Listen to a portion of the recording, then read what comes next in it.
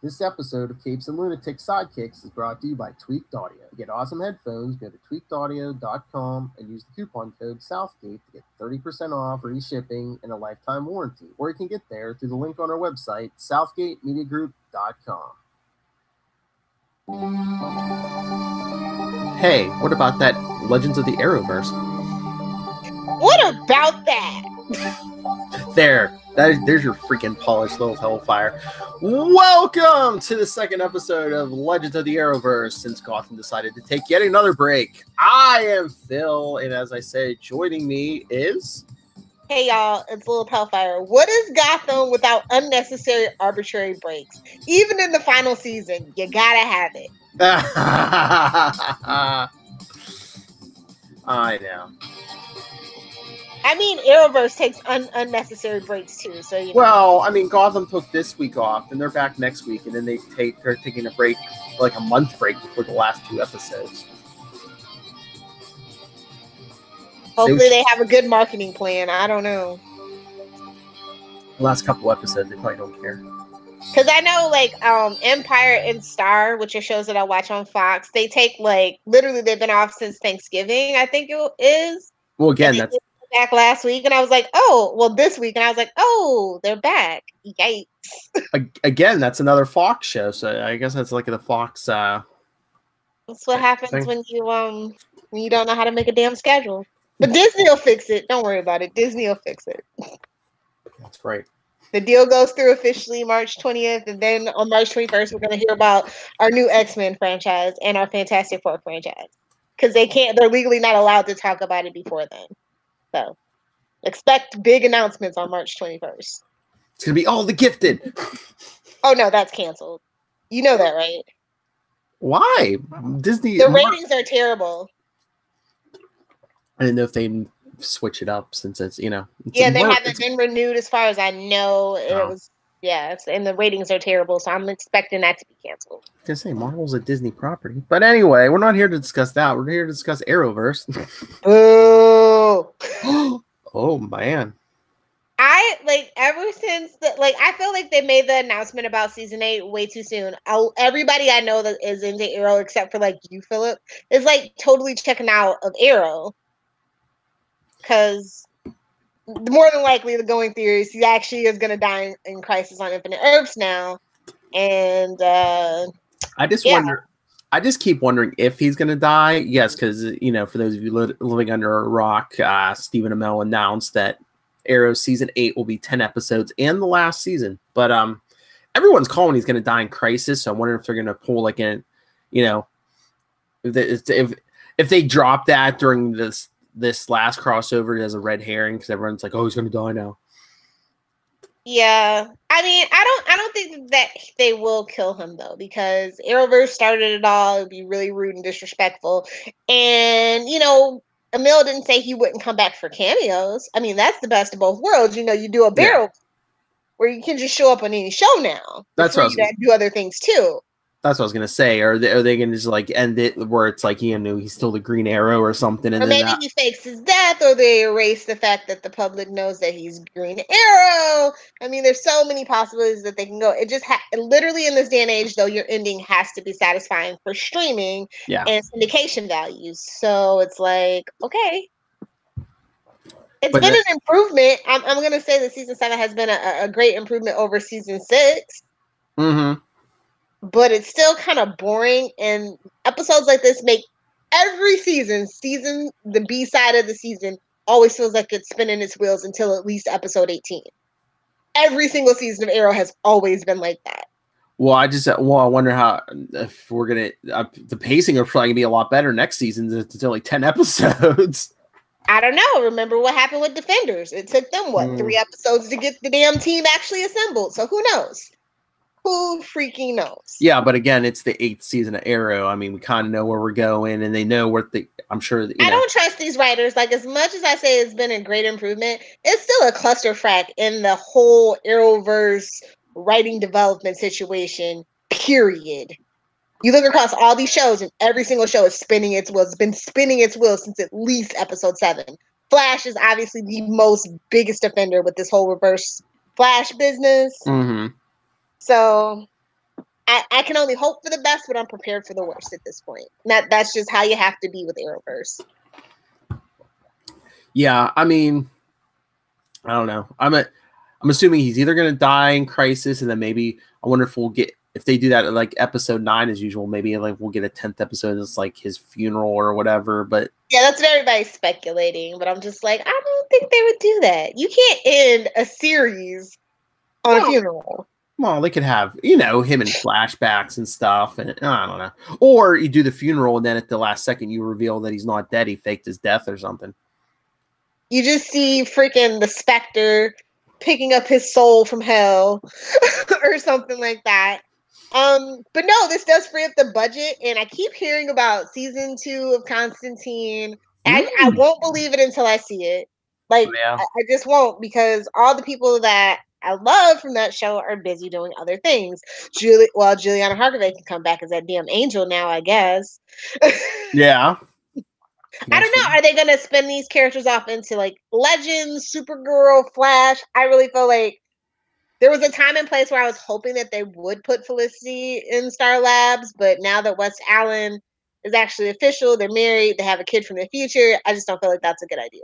Yeah, but if Carlos leaves the Flash, are they going to need somebody over there? And I heard that Tom Cavanaugh won't be returning as well as either next season.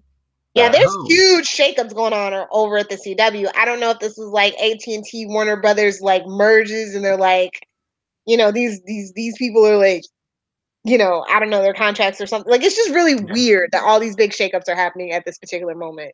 So, well, if that's the case, then there would be room for, like, say, a Felicity on the Flash, but like, or too bad Curtis left. I mean, they could have stuck it out for a couple more episodes for Curtis. Like, it's so weird. Everybody's like, I don't think that it was Stephen Amell's decision at all. I think they started really looking at the budget. AT&T did, and they're just trimming the fat at this point. Maybe, yeah. The ratings have been in a constant state of free fall every single season. And if we're going to be honest, Arrow peaked in season 2. Fight me. Fight me. Fight me, nerd. Statistical evidence doesn't lie, bro. This is not anecdotal. My cousin's friend told me this. No, the numbers are there. Square in the face on a spreadsheet. So hopefully they can make the best of it. But Training Day was such a weird episode. It reminded me of the gun control episode where they have this big plot point with two sides, and nobody can be right or wrong about it because it's this issue that in real life that you can't really solve. Yeah. Law and order or vigilante justice. You know. Yeah, I know. And then, the whole Mia thing. Oh, because Mia is short how for what? How the hell do you get that from Moira? I don't think that's how that works. Irish people, help me out. That's not how this works. That's not how any of this works. Well, that's what I've been saying about Arrow for quite a while. That's not how time travel works. But I mean, do you think that is the flash forwards, are they gonna look? Becca said that they're actually gonna continue in their canon, but I'm like, well, with Crisis on Infinite Earths, that doesn't make sense. I do feel like they might. There's their out, but they didn't take the out with Flashpoint either. So I don't know about these people. I think Crisis is gonna give them an excuse to fold in Supergirl if that show survives. And Black Lightning. Well, yeah, Black Knight. I know they didn't want to in the beginning, but they're going to have to. Black Lightning. Yeah, especially with Arrow gone, and they still want a grounded show. I don't think that Batwoman is going to be grounded because they do want to bring in some of the more fantastical. Like Batwoman actually has kind of a fantastical element to her rogues, not to mention Poison Ivy with her weird magic, science, pseudoscience crap, and all this other stuff. So I don't know. Or are we getting a Superman show in the place of Supergirl? That's the other rumor. That would be, well, no, like I said, I love Tyler H. I do. Like, I'm a huge Teen Wolf and Seventh Heaven fan. I've known the kid forever, like through the TV. But he is not a good Superman, and he is no Dean Cain. He's no Tom Welling. He can't lead a Superman show that will be successful and last long. It will be a one-season show. Mark my words if they did that, especially if they canceled Supergirl for that. Do you know how upset that would make people? Yeah. So are you saying the more successful route would be to keep going with Supergirl rather than go the Superman Wrap it up. Get her to 100 episodes and wrap that crap up. I'm sorry. Like, they have gone so far over the edge with Supergirl. Like, I don't even recognize that show. I don't recognize that character. Like, that's, I don't know, just not my Supergirl, I guess. I've always said that Supergirl is basically just Felicity with superpowers. Mm-hmm.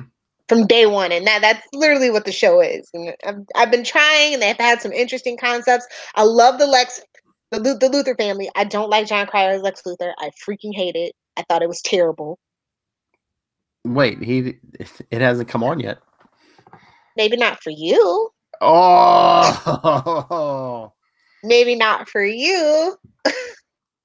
Oh, so all right then, Miss Future Sight. So Cryer's not a good Lex. Stick with Lenny.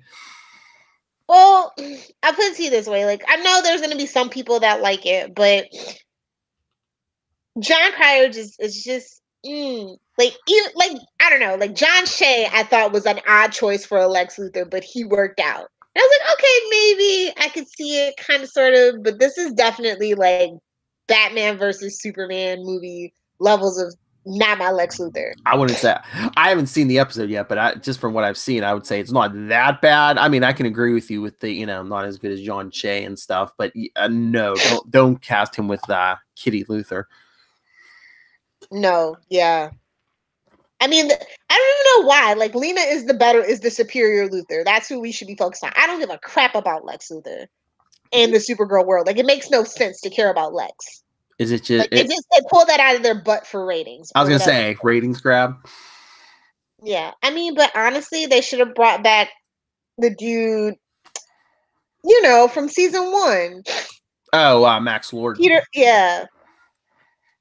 Yeah. Like, that for me, that's a better Supergirl fit than trying to, you know what I mean?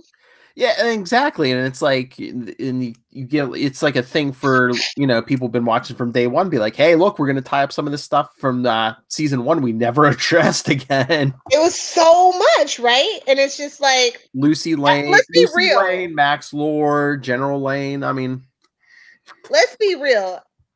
Like, ever since Andrew Pressburg got fired, a lot of Flash and Supergirl have been in free fall. Those writers they just don't know what to do. Mm-hmm. As much as I don't like the guy for what he did, he was kind of the glue that was holding the shows that we were like, oh, that are better than Arrow, supposedly. Mm-hmm. So, it's rough. It's rough being an Arrowverse fan right now. I mean, maybe that's the formula for success, like the Marvel movies. It's like you need like one. There is a formula. you need one guy or one person at the head of this, steering the ship. I mean, Greg is a good writer. Mark is a good writer too. He's just not a good showrunner. He can't be in charge. He cannot have unchecked power. Mm-hmm. Some of my favorite episodes have been written by Mark Guggenheim, but when he was a showrunner, it was too much fanfic. Mm-hmm. Patients running the asylum kind of thing. Mm-hmm. So, yeah, but like, no, it's just, I don't know. They just lost their vision. Flash was definitely, well, they had a vision, and now like their whole feminist thing is just really way too over the top and very off-putting for the casual fan is what the general across the internet has been, and I can totally understand that. Well, all right. Well, let's jump into some specific episodes. Where do you want to go in order, or where do you want to hit first? Yeah, you can go in order if you want. All right. Well, then I guess we'll start with Supergirl. I honestly, like, I haven't liked this season at all, and this episode is like encapsulates everything I hate about Supergirl this season. Last two seasons, to be honest. Is it too political? Too political. Some people, especially for a CW show, like that's not what people watch the CW for. It's superhero escapism. Like, you should know your role. Like, I've always said, if you wanted to have a social justice warrior character, it should have been Green Arrow. That is your natural place for that within this world. But they didn't want to do that. Supergirl is not the place. Shouldn't this show with like maybe the Flash, but even more so with Supergirl, should it be more lighthearted? Should it be more hopeful? It should be hopeful. It should be total slice of life Americana, like, because there's no show on TV like that anymore. Yeah, yeah. Yeah, no. I mean, Supergirl seems it's more like depressing than like anything else this season. It's way too close to home. Yeah. It's a reason why Game of Thrones is the #1 TV show. It's historic, it's kind of like loosely, thinly veiled historical references that happened like hundreds and hundreds of years ago, wrapped in a fantasy. Like, take a hint. Westworld, robots, or AI, or whatever the hell that TV show is about, in cowboy hats. Cool. Like, we don't need, all these allegories to, immigration and Trump. Like, God, everybody's obsessed with Trump. Let it go. And it's like we keep South Park. Let it go. and we keep coming back to Agent Liberty, which is fine. But when are we getting Red Daughter? I think they totally dropped that plot point. Like, or are they saving that for? I think because of Russia, like actual things with Russia right now, maybe they actually did drop it, or they had to retool it, or something. Every couple episodes, you get like a quick flash of it. What was it, like an episode or two back? I thought they got something, like she got sick or something, but maybe it's for next season. That's what I'm wondering. Are they going to use that as like the cliffhanger for this season, and then But that was the cliffhanger for last season. Yeah, but is she going to come face to face with the quote unquote clone at the season finale or whatever? Because I'd rather see that as like I'd rather see that as the cliffhanger than like something with Agent Liberty Red Blue or Supergirl. something. Let's do it. Oh yeah, what if they're both the real Supergirl? What if she got split in half? That's what I thought the device did, honestly, and like they weren't really clear about it. The little crystal from last season. Yeah, I don't know if it's split her or if it just like cloned her and it's like like a different version of Bizarro or something. Situation. Because we already did Bizarro. Yeah, I know, but that's what I'm saying. Yeah, Red Blue Supergirl. That's what they should do. But it's like if they split her, then do it already. Address it already. Can we get some gold kryptonite or something? Like, we just don't have fun with Supergirl. Like, I'm gonna tell you, I'm the biggest critic and lover of Smallville, and they knew when to have fun and they knew when to be serious, and they just knew the balance for the ensemble cast. I really feel like Supergirl's fading into her own show, like into the background, honestly. Like, everybody loves Brainy now. Yeah. And her sister, I like Alex too, and I thought that her coming out story took a little too long, personally. Yeah. But yeah, this episode was just, it encapsulates everything that I don't like about the season. It's like a microcosm of everything that's wrong with Supergirl. I know.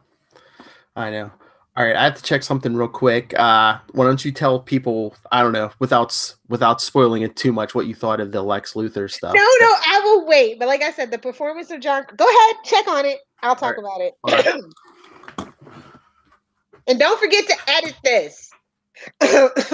Anyway, so John Cryer as Lex Luthor is just, it's almost like Kevin Spacey's Lex Luthor, now that I think about it, from Superman Returns. It's just, they had a good idea, but the actual execution of it is lackluster and fell flat for me.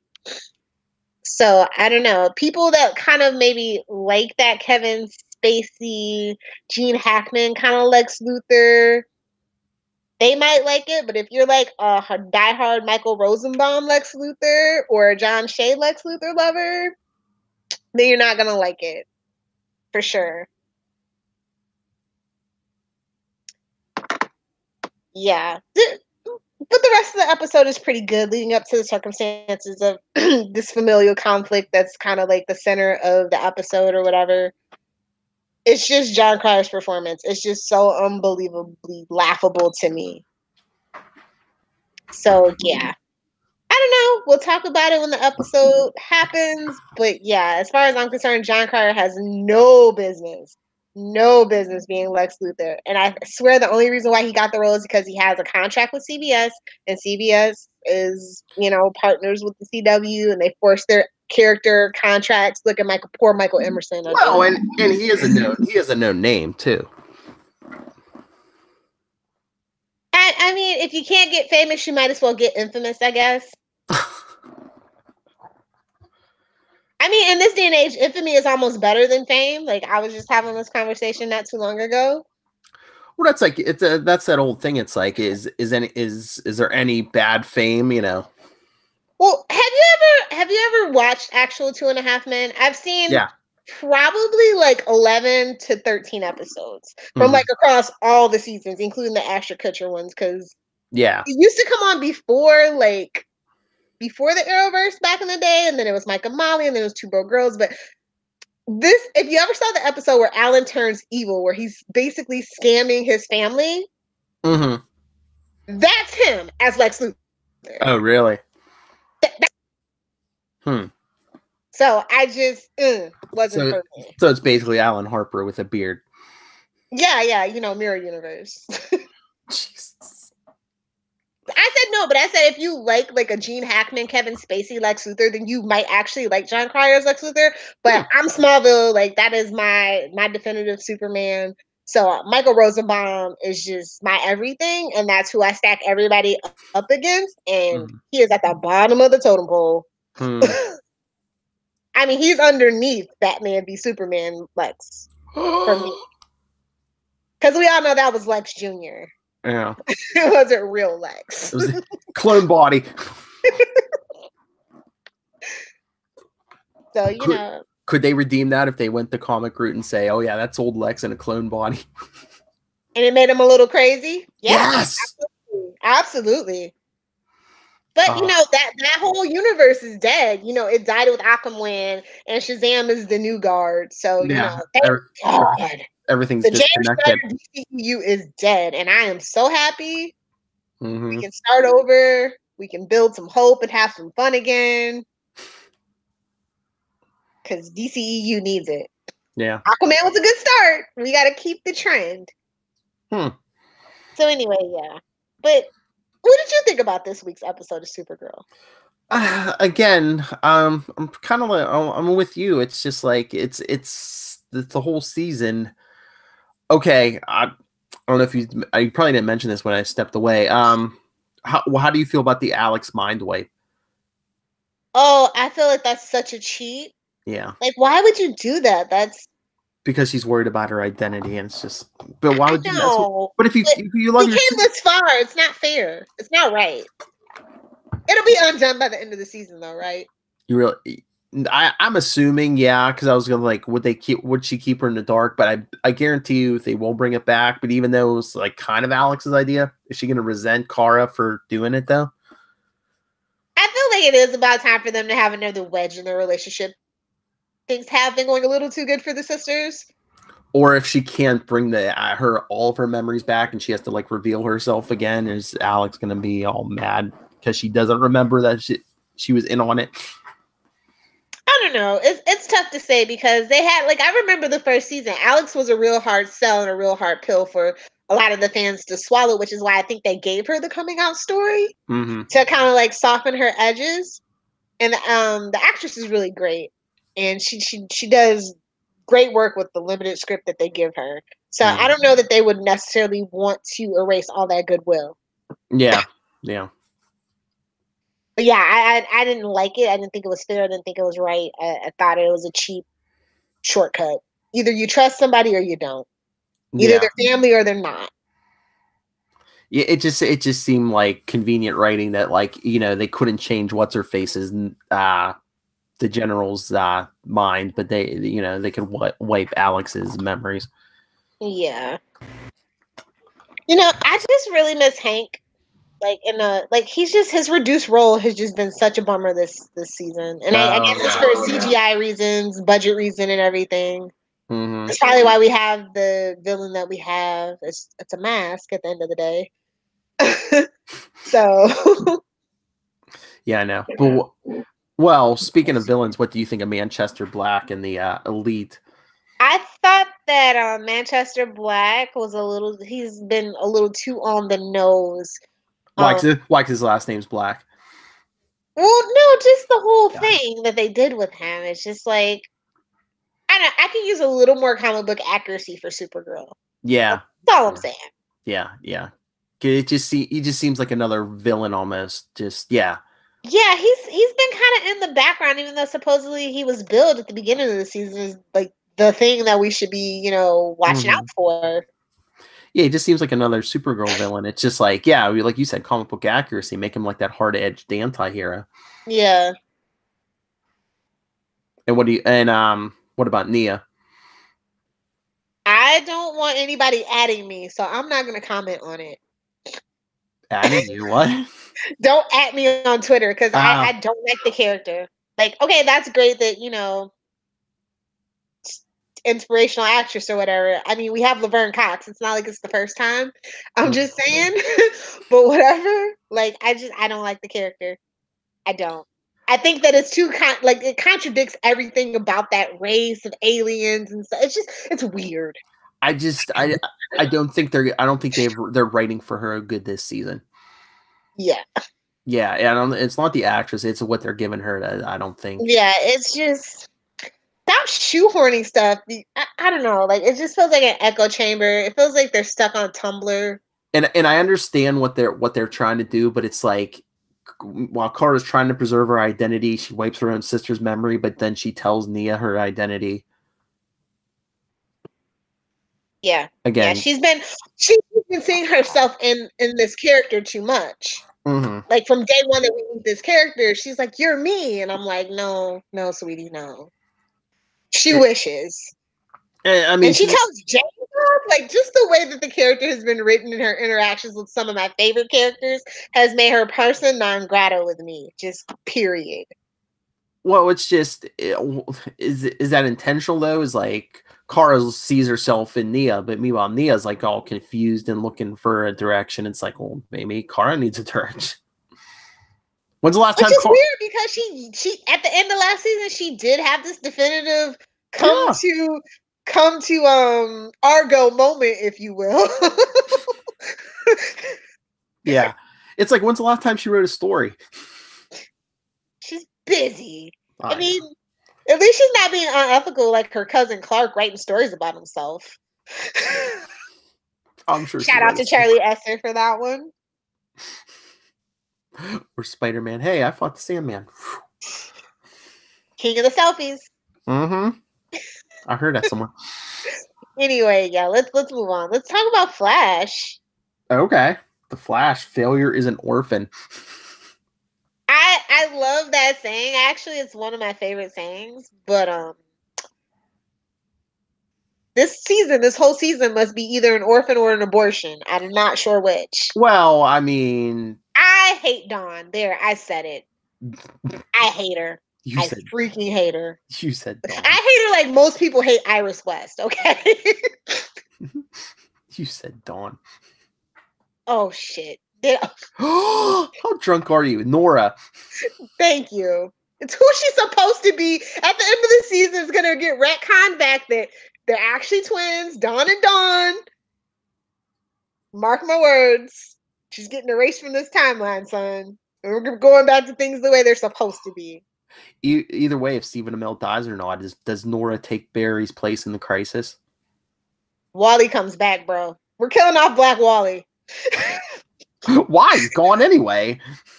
Well, he hasn't been back for his other 2 episodes, so does he have 2 this season?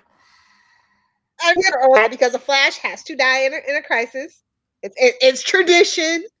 Well, that's what I'm saying. Nora came back that's what she says, to save her father. I wonder if she takes his place.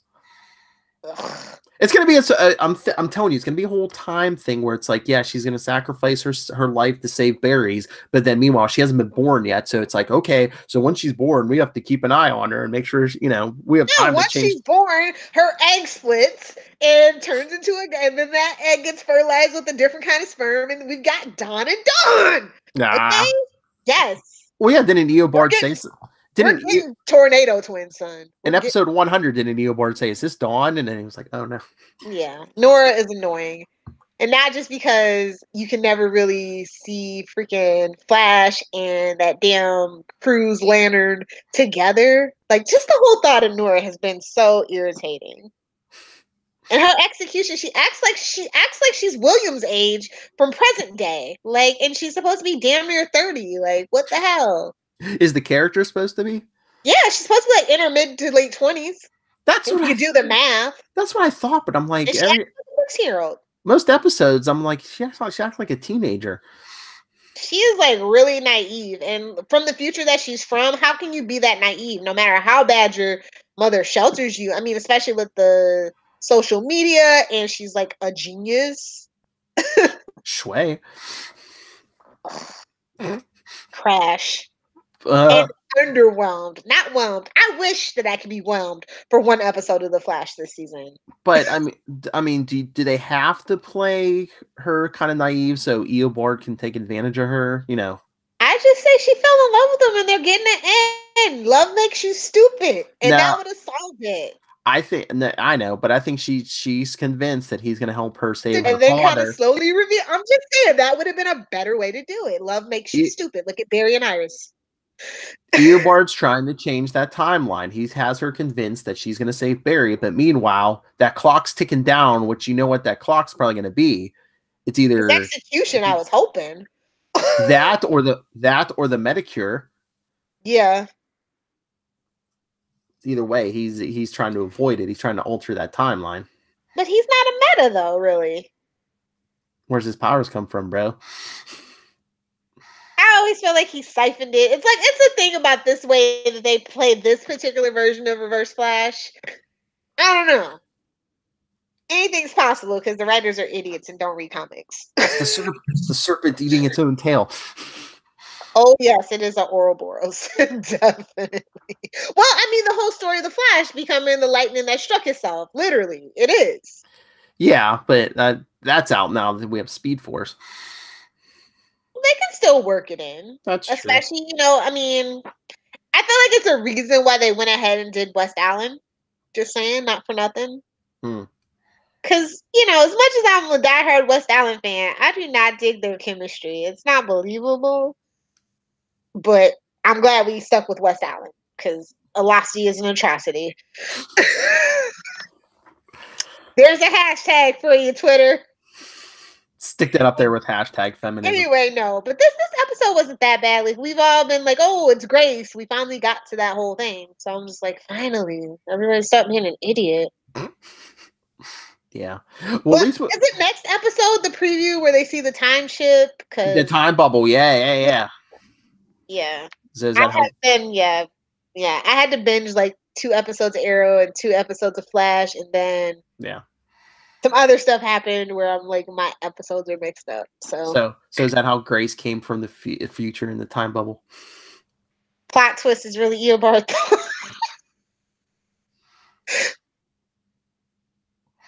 Chris Klein. Chris Klein. Yeah. Yeah, I'm ready for a change, but I don't know. This whole thing is stupid. Cicada has been a bummer.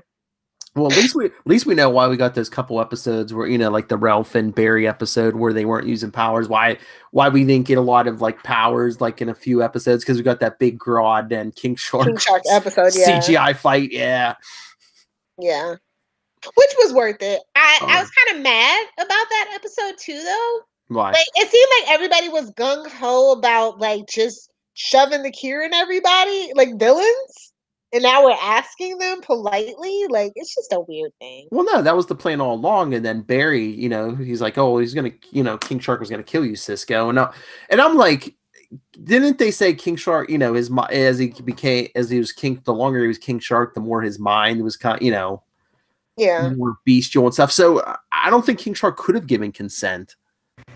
I don't know, but they don't know much about sharks. That's all I'm saying. They should have did a little bit of research on sharks. But he's a shark, half man. I know, but he's more shark than man, unlike BoJack Horseman, where we don't know if he's more horse or more man. He's more shark. But yeah, like I was telling Charlie on Super Connectivity, they had the Ben Grimm King Shark. It's like, oh, I have to go back. I'm the only one who can stop Gorilla Grodd. Yeah.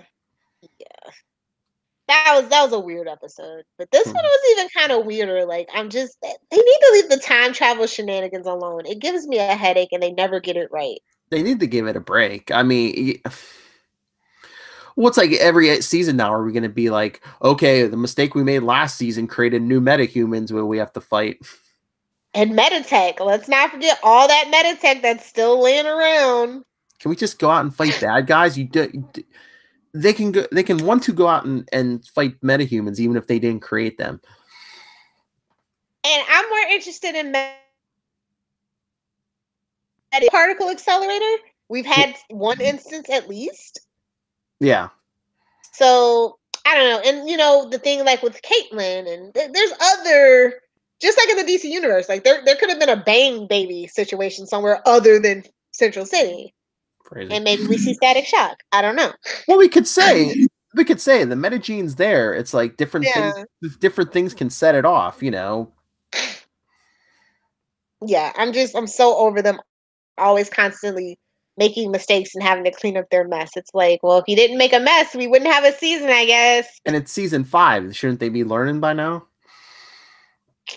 Yeah. I still love The Flash, I do.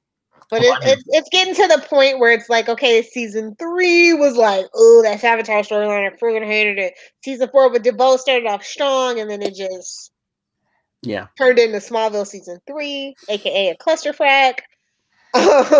It just, I mean, Cicada's not. Well, you're right. No, Cicada's a terrible villain. It's just like he just doesn't seem that dangerous that the whole team couldn't take him out. Off, shoot him. Iris stabbed him. Where's Joe to shoot him? Or it's like, you know, Killer Frost is effective against him. Why can't she just throw him in a giant block of ice or something? Or it's like, remember when Cisco teleported that stupid lightning dagger in the orbit? It's like Earth 15, a dead Earth. Yes, put it on another Earth. Now, if he can get it back from another Earth, we got some serious problems. Exactly. We better call Doomsday or something. But at least try it. I don't know. Like, it's just obvious plot point is convenient plot point is convenient because we have 22 episodes to tell. And where's Ralph been the last couple episodes? Starting his detective agency for the spinoff, don't you know? Oh. No, I'm kidding. It's like when Cisco disappears. Well, we all know why Joe disappeared, but he's back. Yeah, I was gonna say Joe's back. Yeah, that was nice. Because I was just like, Cecile can't be just hanging around without freaking Joe. I'm sorry, it's weird. We don't know you like that. But it's like, yeah, Joe and the baby went on vacation and she left her behind. Like, not worried about you, wifey. You'll be fine. Well, that was their excuse there. They're like, oh, yeah, we don't have to mention the baby for a couple episodes. Yeah, see, that's the whole thing. I really hate babies on superhero shows. That's why I was so against Lila and Diggle getting married and having a baby. Yeah, but I wonder if something's going to happen to that baby, because was it this week on Arrow? We see that Connor Hawke in the future said Diggle was his adopted father, because and then we found out who his real father was. Spoilers, Bronze Tiger. Which I'm all for, but I was just like, I could go for a little bit more comic book accuracy, but whatever. So does something happen to John Jr. and then does Bronze Tiger get killed and Diggle and Lila adopt the kid? Here's the thing. When we see Star City 2046, it was possible that Sarah and John Diggle were, two separate entities. They just had another child. Mm-hmm. Now, when we come to this reality, there's already a John Diggle Jr. Mm-hmm. So he gets another son in some kind of way. Well, is the way that I saw it. Is it a Flashpoint ripple effect, though, too? I think so, though. Yeah. Which, you can say anything's a Flashpoint ripple. Well, and the timeline's been altered several times since then. Earth 1, like I said, the fact that Oliver ends up with Felicity is something seriously wrong with Earth 1 because of what Thawne has done, set in motion. That's my grand Arrowverse theory. Yeah, everyone yells at that's what I was thinking. Was it today or yesterday? Yeah, everyone yells at Barry for doing Flashpoint, but Thawne's the original. Yeah. Yeah. There's a 10-year gap of things that should have happened in a different way. So should have called him. What are we going to call him? Dr. Manhattan now? Basically. Except for he doesn't have, and big blue swinging. Yeah. And we're talking about, 2046 is all different now and stuff. Well, how many times in that one episode did Nora change the timeline? 52 times. That cup was not just cracked, it disintegrated. There was nothing to put back together after 52 times, as far as I'm concerned.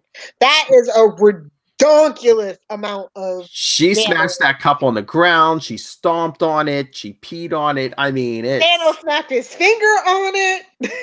That's how bad we messed up the timeline. Thanos came along. You're not allowed to make that joke till you watch that movie.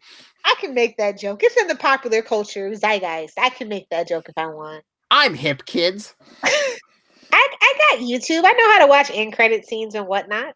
Gotta watch the whole movie. Boo. I will on whatever day before, whatever day it comes out. Anyway. Join us in the Church of Esser. No, never. My arch nemesis. No. Oh. I'm gonna rebuild the House of DC.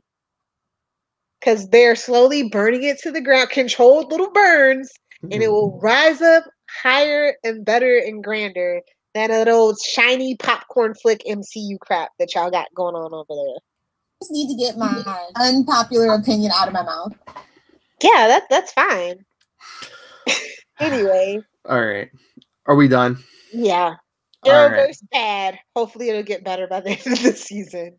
All right, everyone. So next week we'll get another episode of Gotham, since that'll be back, and then so we'll probably be back. Show? That Batman show, Lilith. Okay, Rob Southgate. Okay, Danielle. Okay, Rob. Come on. Gotham. He tries to say it all night.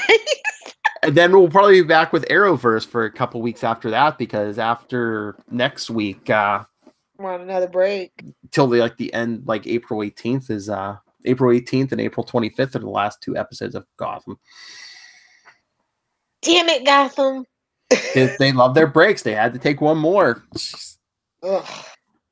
So they had to stretch it out is what they had to do. So as I've been crazy. So as I've been saying from the beginning, Gotham may desert you, but we will not.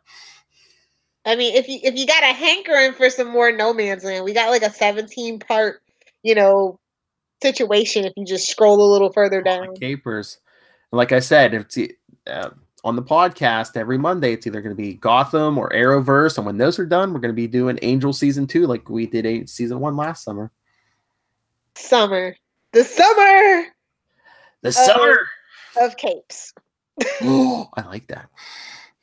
All right. Let's get out of here. Little Hellfire, where can people fight with you on the intranets? If you nerds disagree with my actual factual statements, you can fight me at Little Hellfire on Twitter, at Little Hellfire88 over on the gram. But if you want to talk like Smallville, Superman, happy superhero stuff, you can find me at Save Me Pod on Facebook, Pinterest, Instagram, and or Twitter. Fight me, nerd. And if you would like me to confront Little Hellfire face-to-face with your thoughts, email them, capesandlunatics@gmail.com. Follow us, Legends of the Arrowverse, on Facebook, on Twitter. Find us at LO Arrowverse and at CL Sidekicks. Follow CL Sidekicks on Instagram. And the voicemail. You could tell Lil Hellfire in your own voice, in your own words, if she's wrong. 614-382-2737. That's 614-38-CAPES. Liver said nothing wrong. Hashtag it.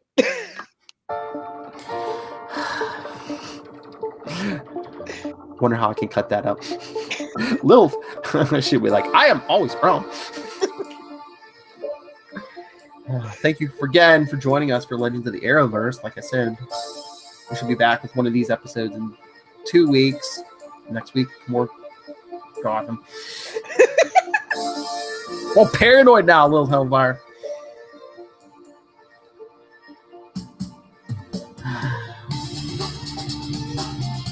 So yes, join us next time. Don't fail this city or this podcast. Come back or this universe. Does Supergirl have a catchphrase? No, she doesn't. Hashtag feminism? No. Oh no, that's West Allen. Never mind.